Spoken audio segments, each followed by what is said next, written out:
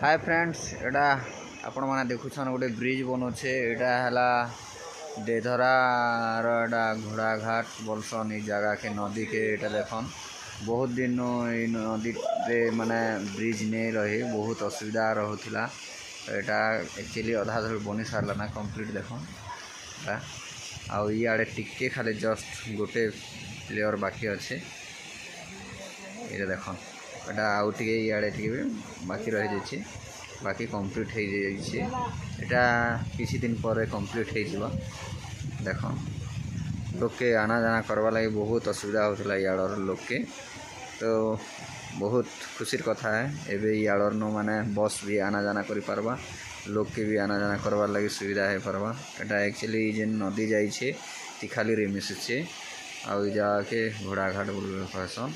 एटा देधरा रे ऐसी देख ब्रिजटा पूरा कंप्लीट बनी जाउछे।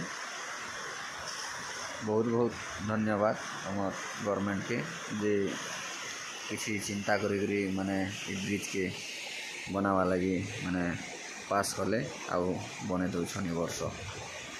तो वीडियो जदि आपण मन के जदि भल लागला बेले गोटे लाइक कर देबे आउ शेयर कर देबे आउ चैनल के सब्सक्राइब करवाटा नहीं भूलबे।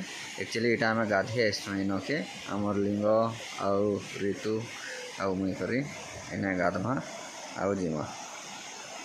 धन्यवाद।